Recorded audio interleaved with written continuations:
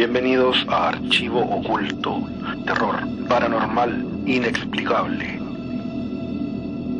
Te cuento que este canal de entretención está dedicado a relatar historias reales, algunas conocidas y otras contadas por los propios usuarios, sobre casos paranormales, terror, misterio, ufología y otros casos extraños. Prepárate un café o lo que quieras, apaga la luz, pero lo más importante, cierra la puerta de tu habitación. Estás en Archivo Oculto.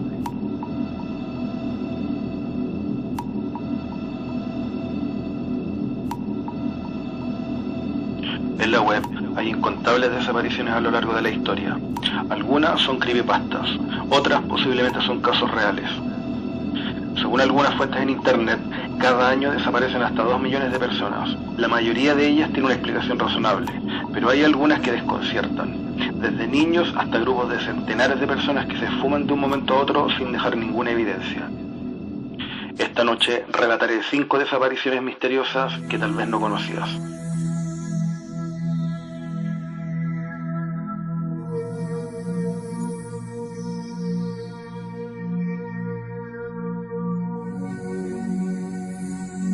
El Triángulo de las Bermudas es uno de los lugares de misterio y leyendas más conocidos del mundo.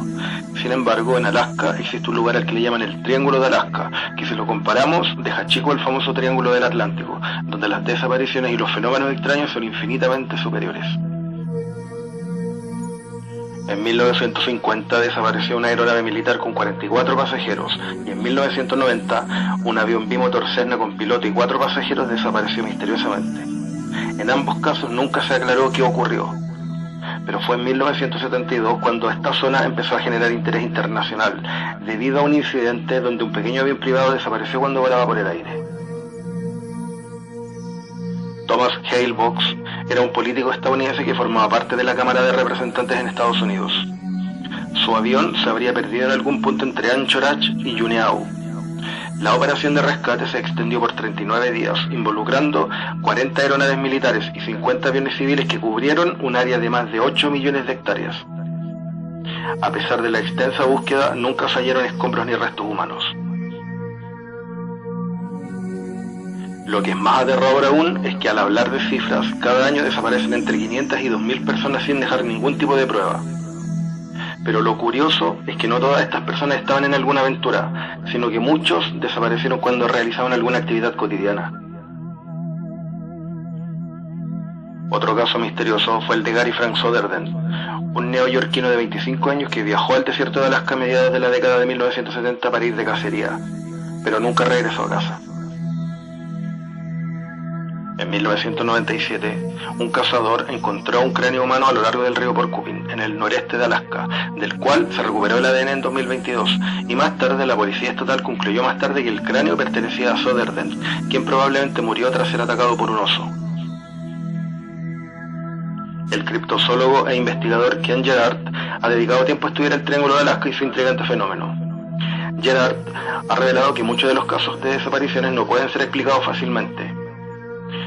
En una entrevista con el History Channel dijo lo siguiente: lo que encontré durante mi investigación en el Triángulo de Alaska fue que varios de estos casos no podían resolverse.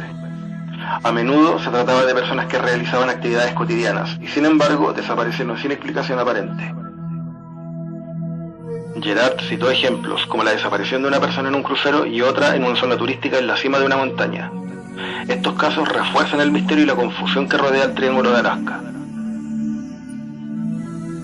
El prestigioso periodista filipino-estadounidense Alex Tison relata en una revista la extraña desaparición de 2 jóvenes en el Triángulo de Alaska. El primero fue Rick Hills, quien desapareció en febrero de 2004 a los 35 años, cuando se dirigía a cobrar un cheque a Anchorage. El otro caso es el de Richard Bennett, de 39 años, quien desapareció cerca de la misma ciudad en el año 2005. Sin embargo, de Richard sí se encontraron aparentemente restos humanos. Las explicaciones que encuentran las personas son muchas, desde el mal clima, pasando por extraterrestres y remolinos de energía, y llegando incluso a viejas creencias indias con respecto a los demonios. Lo cierto es que esta zona de Alaska tiene muchos bosques densos, picos montañosos, grandes glaciares y grietas profundas. Así como también hay animales salvajes y condiciones climáticas implacables, como por ejemplo avalanchas. También hay una leyenda local contada por las comunidades indígenas Tlingit y Tsimshian, que habla sobre una criatura similar a Pie Grande llamada Kushtaka, la cual se le aparece a los viajeros y los mata en un río. Una explicación muy repetida por la comunidad científica son las condiciones climatológicas. Otros más escépticos lo atribuyen a causas naturales. Dicen que el aire es inusualmente pesado en esta región. Incluso afirman que se forman vórtices de energía giratorios, algo que también se ha dicho de otros lugares del mundo como el Triángulo de las Bermudas, el Mar del Diablo de Japón y la Isla de Pascua. Según un reporte del 17 de julio del 2021, la tasa de desaparecidos por cada 1000 habitantes es más del doble del promedio nacional de personas desaparecidas. Lo concreto es que desde el año 1988 han desaparecido en el Triángulo de Alaska aproximadamente 16.000 personas sin dejar rastro, desde pasajeros de aviones, turistas, excursionistas y residentes locales. A pesar de las numerosas teorías y la investigación científica, el Triángulo de Alaska sigue siendo un enigma.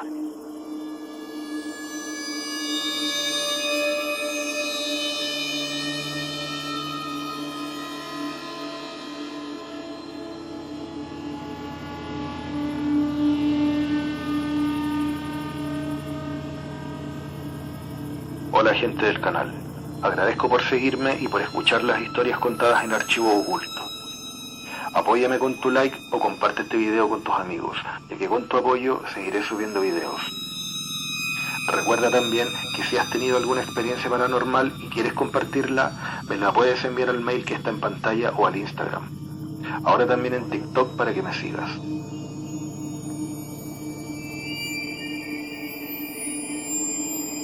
Prepárate un café o lo que quieras. Apaga la luz, pero lo más importante, cierra la puerta de tu habitación. Estás en Archivo Oculto.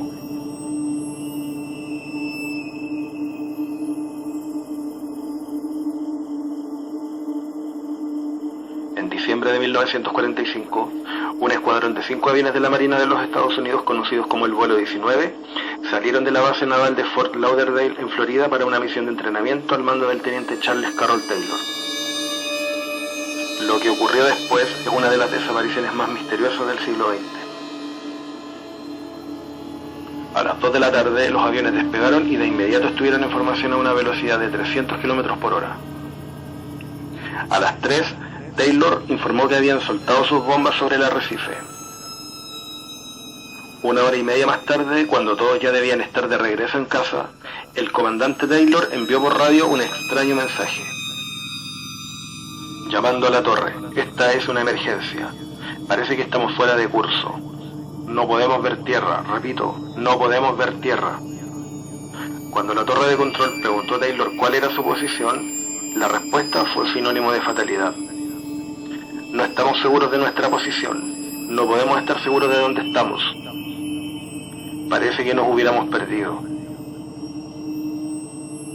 Se habían perdido. El control de la misión en tierra le indicó a Taylor virar hacia el oeste, pero Taylor volvió a dar una respuesta extraña, que alimentaría el mito del Triángulo de las Bermudas. No sabemos qué dirección es el oeste. Todo está mal, extraño. No podemos estar seguros de ninguna dirección. Ni siquiera el océano tiene el aspecto que debería tener. 15 minutos después, la torre de control oyó a los tripulantes de la misión, una nave con 2 hombres y el resto con 3, hablar entre ellos. Así supieron que 2 pilotos sugirieron girar al oeste, convencidos de que así regresarían a su base. Si hubieran seguido ese consejo, al menos habrían dado con tierra firme, pero obedecieron al joven comandante Taylor de 28 años. Desde la torre de control escucharon al piloto Edward Powers decir: "No sé dónde estamos, creo que nos perdimos luego del último giro", mientras Taylor informaba a la torre: "Intento localizar Fort Lauderdale. Estoy sobrevolando tierra, estoy seguro de que estamos sobre los Cayos, pero no sé cuánto nos hemos desviado hacia el sur. No soy capaz de llegar a Fort Lauderdale". La escuadrilla estaba al parecer fuera del alcance de los radares, pero eran posibles algunas comunicaciones radiales esporádicas. Taylor creía volar sobre los Cayos de Florida, una cadena de islas pequeñas que se extienden 200 kilómetros al sur de la península, pero una investigación posterior determinó que Taylor estaba en un error, ya que volaban sobre la isla de Gran Bahamas. A las las 18:04, cuando ya se había puesto el sol, se captó una nueva orden de Taylor a sus hombres. No hemos ido lo suficiente al este, deberíamos dar la vuelta y volar al este de nuevo. A las 18:20 se captó la última conversación y a las 19:04 una última señal inteligible que se atribuye al grupo. Luego, nunca más se supo del escuadrón de aviones. Luego de esto, 3 aviones despegaron con el objetivo de encontrar al grupo. A las 6 de la tarde, un hidroavión Consolidated PDY Catalina despegó para buscar al grupo y guiarlo de vuelta a tierra. Tras la puesta del sol, 2 Martin PBM Mariner se unieron a la búsqueda. El PBMN-5 número 59225 despegó a las 19:27 de la base Banana River con un equipo de 13 personas. A las 19:30 se comunicó con la base en una llamada de rutina y nunca más se supo de él. Las únicas 2 pistas sobre su destino vienen del USS Salomón, un portaaviones que perdió el contacto por radar con una aeronave sobre las 21:15 a unos 32 kilómetros frente a Cabo Cañaveral. A esa misma hora y posición, el petrolero SS Gaines Mills observó una explosión que ardió durante unos 10 minutos a unos 30 metros de altura. La búsqueda no encontró sobrevivientes, pero sí restos de combustible, que al final determinaron fueron producto de una fuga en el hidroavión. En 1986 encontraron restos de unos aviones que creían eran del escuadrón de Florida, pero años más tarde concluyeron que no correspondían a los aviones perdidos. Hasta el día de hoy sigue siendo un misterio la desaparición y el paradero del escuadrón de 1945.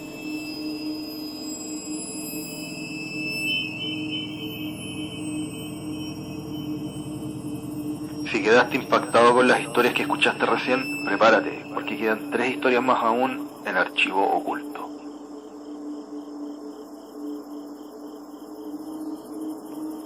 La desaparición de Juan Pedro Martínez Gómez, de 9 años de edad, apodado por los medios de comunicación como el Niño de Somosierra, tuvo lugar en la madrugada de la fiesta de San Juan el 25 de junio de 1986. Juan Pedro iba con sus padres en un camión cisterna cargado con más de 20.000 litros de ácido sulfúrico cuando el camión perdió el control y se estrelló cerca de Somosierra, en la Comunidad de Madrid. Los 2 progenitores fallecieron en el accidente, pero el cuerpo del niño jamás llegó a ser encontrado. El caso es considerado por la Interpol como una de las desapariciones más extrañas de Europa en las últimas décadas. Andrés Martínez Navarro, el padre de Juan Pedro y conductor de profesión, había recibido el encargo de trasladar un camión cisterna con más de 20.000 litros de ácido sulfúrico desde la localidad de Los Cánovas, en el municipio de Fuente Álamo de Murcia, hacia Bilbao. La familia del pequeño afirmó que lo llevaron con ellos, porque después de la entrega visitarían el País Vasco, como recompensa por haber sacado buenas notas en el colegio. La familia partió el día 24 de junio de la región de Murcia y durante el trayecto a Vizcaya realizaron un total de 3 descansos por el camino. El último de ellos, que se corresponde con el último sitio en que avistaron a la familia con vida, fue en el restaurante de carretera Mesón Aragón, más conocido como El Maño, ubicado a la entrada de Cabanillas de la Sierra. El camión volcó alrededor de las 6:30 de la madrugada en el kilómetro 95 de la carretera N1, al volcar en una de las curvas de la bajada del puerto de Somosierra, estrellándose por el exceso de velocidad que llevaba en torno a 140 km por hora. Tras el accidente, el ácido salió del camión cubriendo los cuerpos de los padres ya fallecidos, pero únicamente hallando 2 cuerpos.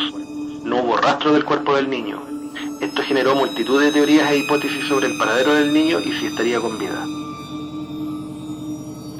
Más tarde se confirmó que el niño viajaba a bordo del camión, ya que tanto los familiares como varios testigos corroboraron haberlo visto en compañía de sus padres. Encontraron una zapatilla en el camión, así como ropa del niño. Se supo también que el camión no tenía ninguna avería ni problema de frenos, debido a que había pasado una revisión técnica precisamente de cara a ese viaje.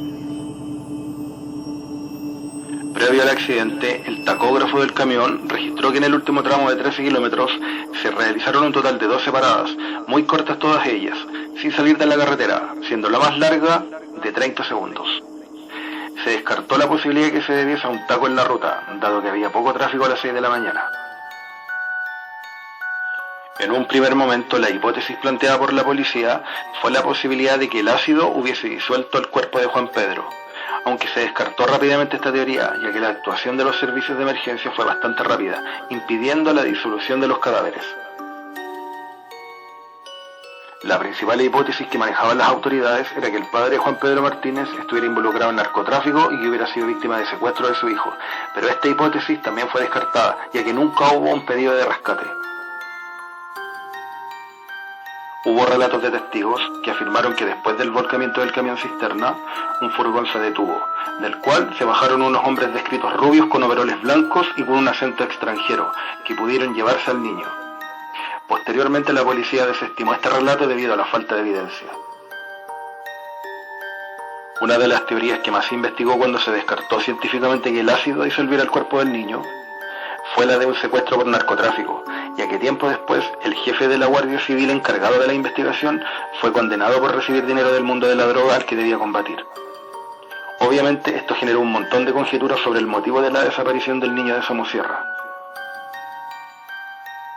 La Guardia Civil posteriormente encontró restos de heroína en el lugar, por lo que algunos creen que Andrés Martínez Navarro estaba involucrado en narcotráfico y debido a esto fueron interceptados antes del volcamiento por un grupo de traficantes los cuales habrían secuestrado a Juan Pedro.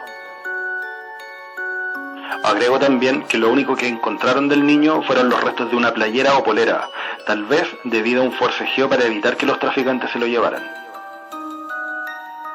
¿Qué ocurrió con Juan Pedro Martínez? ¿Cómo es posible que un niño de 9 años desaparezca en plena carretera sin que nadie lo vea? A más de 38 años, la Interpol ha calificado la desaparición de Juan Pedro como la más extraña de Europa.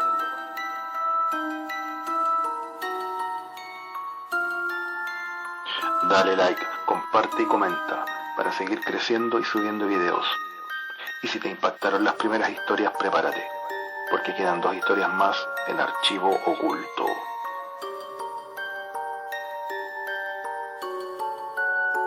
Este hombre, que hoy tendría 45 años de edad, fue visto por última vez caminando a torso desnudo por el desierto de Atacama.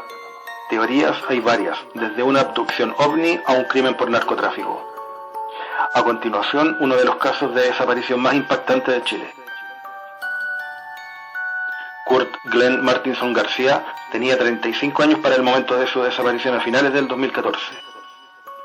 Luego de un periodo viviendo en Bolivia, se había radicado en San Pedro de Atacama y trabajaba como guía turístico en el Hotel Alto Atacama.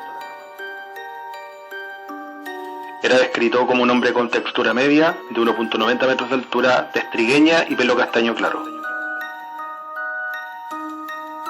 Agrego también que se lograron recopilar algunos antecedentes importantes sobre su personalidad. A los 19 años, Kurt confesó a su familia que escuchaba voces, episodio que gatilló en el diagnóstico de un trastorno psicológico, que al presentar cuadros de estrés podía activar cuadros de alucinaciones y delirios. Durante la mañana del 24 de noviembre del 2014, Martinson realizó un paseo junto a un grupo de turistas, quienes posteriormente denunciaron haberse visto incomodados por su comportamiento hostil durante el viaje. Testigos dijeron que Kurt Martinson se comportó de manera extraña, no reía por nada y le pedía a los turistas que se sacaran los lentes del sol. Incluso golpeó una ventana, lo que llamó la atención de los turistas. Durante esa misma tarde, su teléfono registró una llamada. Era su expareja, con la que discutió por breves segundos. Ese mismo celular fue encontrado minutos después botado en el camino entre el Hotel Alto Atacama y el centro de San Pedro de Atacama. Así como su teléfono, su billetera también fue encontrada posteriormente, pero en otro lugar de la comuna. Más entrada la tarde de esa jornada, personas reportaron haberlo visto deambular sin polera y hablando solo por las cercanías del pueblo. Fue visto por última vez a las 7 de la tarde en dirección a Catarpe, localidad a 9 kilómetros de distancia de San Pedro antes de que se le pierda el rastro. También hubo un avistamiento no confirmado en Uyuni, Bolivia. La investigación ha sido cerrada 2 veces, primero en 2016 y luego en 2019, debido a la falta de pruebas que pudieran indicar qué ocurrió con el joven. La madre de Kurt Martinson recordó una extraña conversación 2 semanas antes de la desaparición. Mi intuición me decía que a Kurt le había pasado algo malo. Estuvo llamándome varias veces y me preguntaba, mamá, ¿te están siguiendo? ¿Estás segura que estás bien, que no te están siguiendo? Según la investigación, una de las teorías de lo que sucedió con Kurt es que pudo haber experimentado un brote psicótico debido al estrés laboral que enfrentaba en ese momento. Esto se basa en que testigos dijeron que su último avistamiento ocurrió en el Valle de Catarpe. Pero una de las teorías investigadas en el caso tiene que ver con una presunta red de narcotráfico, pues testigos señalaron que Martinson era partícipe y que organizaba fiestas clandestinas en el sector, por lo que tal vez fue víctima de un ajuste de cuentas relacionado con el narcotráfico. Por el contrario, sus familiares aseguran que el joven guía turístico se mostraba contrario a la cocaína y otras drogas similares, las que según publicaciones de foros y blogs serían comunes en fiestas de la zona. Los que lo conocieron aseguraban también que Kurt tenía la intención de instalar una discoteca subterránea, la que pretendía ser completamente legal, y siguiendo esta línea investigativa, habría llamado la atención de quienes estarían involucrados en las supuestas fiestas clandestinas. Se habló también en su momento que Kurt Martinson se fue a las colinas de San Pedro de Atacama buscando oro. Esto supuestamente se lo dijo a una ex polola antes de la desaparición, pero tampoco se encontraron pruebas de eso. Estas incógnitas han dejado perplejos a quienes han seguido de cerca el caso, especialmente considerando que su cuerpo nunca fue encontrado y el caso fue cerrado. ¿Se quitó la vida Kurt Martinson? ¿Sufrió un accidente o se perdió en un delirio mental mientras viajaba hacia el norte? En noviembre se cumplirán 10 años de esta enigmática desaparición.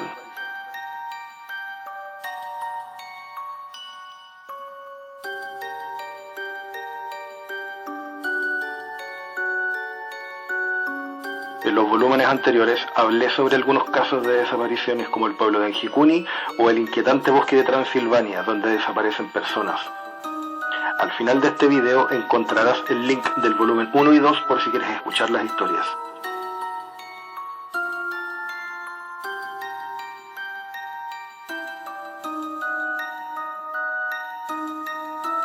Los dejo con el último caso de la noche. El 22 de junio de 1983, Emanuela Orlandi, de 15 años, regresaba a su hogar luego de una lección de flauta en Roma, Italia. Sin embargo, la adolescente no llegó a su destino y nunca más volvió a ser vista, iniciando así un misterio que se mantiene vigente a 4 décadas de lo ocurrido. La desaparición de la joven, que era hija de un empleado del Vaticano, generó diversas teorías que apuntan contra grupos terroristas, la mafia italiana e incluso la Santa Sede. Emanuela Orlandi nació el 14 de enero de 1968 y era la cuarta hija del matrimonio de Ercole Orlandi y María Pesano. La familia vivía dentro de las murallas del Vaticano debido a que Ercole trabajaba en el Palacio Apostólico. La adolescente tenía interés por la música, por lo que asistía a clases de flauta traversa en el Instituto Tommaso Ludovico da Vittoria. La última vez que fue vista fue a la salida de una de sus lecciones aquel miércoles de 1983. Ese día la joven llamó a su casa y habló con su hermana Cristina para contarle que un representante de la cosmética Avon le había ofrecido trabajo, ante lo que la hermana le sugirió que le comentara la propuesta a sus padres antes de aceptar. Tras finalizar la clase, Emanuela acompañó a su amiga Rafaela a la parada del colectivo. Durante el trayecto también le mencionó la propuesta laboral a la joven. Me dijo que le habían ofrecido distribuir productos para una casa de cosméticos en un desfile de moda. Le habían prometido 375.000 liras por repartir unos folletos, contó luego la joven. Poco después de las 7 de la tarde, ambas muchachas se despidieron. Según algunos relatos, Emanuela fue vista por última vez previo a su desaparición subiendo a un BMW grande de color verde oscuro. Respecto a esto, el guardia de tránsito Alfredo Zambuco y el agente de policía Bruno Bosco mencionaron haber divisado a una joven que podía ser Emanuela con un hombre que llevaba una bolsa publicitaria de Avon junto a un vehículo con esas características. Sin embargo, el auto no fue hallado y los oficiales no recordaron la patente. Los anuncios de su desaparición se publicaron en periódicos junto con el número de teléfono de la casa de su familia. Durante los siguientes días, los Orlandi recibieron cientos de llamados, pero ninguno resultó de utilidad. El 30 de junio se colocaron en Roma 30.000 carteles que mostraban una fotografía de la joven, con la esperanza de obtener pistas sobre su paradero. Una de las teorías involucra al turco Mehmet Ali Akka, el autor detrás del atentado contra el Papa Juan Pablo II 2 años antes de la desaparición de la joven. En esa línea se sospechó que la adolescente fue secuestrada por un grupo terrorista para intercambiarla por Mehmet, quien fue detenido tras disparar al sumo pontífice el 13 de mayo de 1981. 10 días después del hecho, durante el Angelus del 3 de julio, Juan Pablo II hizo un llamado a los responsables de la desaparición de Emanuela. Al respecto manifestó: me gustaría expresar el profundo pésame con el que estoy cerca de la familia Orlandi, quienes están de duelo por su hija Emanuela de 15 años, quien no ha regresado a casa desde el miércoles 22 de junio. Comparto las angustias y el temor angustioso de los padres, sin perder la esperanza en el sentido de la humanidad de quien sea el responsable de este caso. En respuesta a los dichos del Papa, la familia Orlandi comenzó a recibir varios llamados sobre el paradero de la joven. Agrego que en el 2012 pidieron una investigación cuando hallaron restos óseos sin identificar al lado de la tumba del líder de la mafia romana Enrico de Pedis, en la Basílica de San Apolinar. Los huesos no pertenecían a la joven. En el 2018 se hallaron otros restos óseos en el sótano de la Nunciatura de Roma, pero las investigaciones determinaron que eran anteriores a 1964, por lo tanto, previos al nacimiento de Emanuela. En marzo de 2019, la familia recibió una carta anónima con una foto de una tumba y la frase: busque donde indica el ángel. El lugar que aparecería en la fotografía se encuentra en el cementerio teutónico, dentro del Vaticano, y por ello pidieron a la Santa Sede que se abriera. Los restos no eran de Emanuela Orlandi y la investigación del caso se cerró en abril del 2020. Debido a esto surge una interrogante: ¿qué oculta el Vaticano sobre este caso? En enero del 2023, el Vaticano anunció formalmente la reapertura del caso de Emanuela Orlandi, que fue cerrado anteriormente en 2020. Este misterioso caso, que involucra también a la mafia, cuenta además con un documental en Netflix bajo el título Vatican Girl, donde se recrea la desaparición de la joven. A más de 40 años, aún continúa la interrogante: ¿dónde está Emanuela Orlandi? Archivo oculto, terror, paranormal, inexplicable.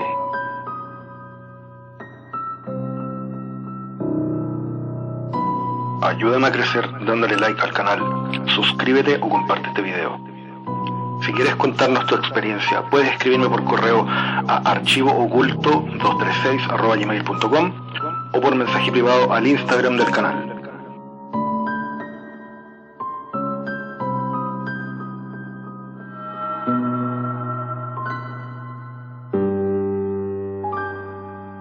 Atentos, que iré subiendo videos los días domingos.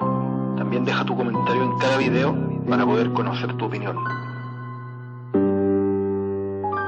Y recuerda, por favor, no te asomes por la ventana, que alguien te mira en la oscuridad.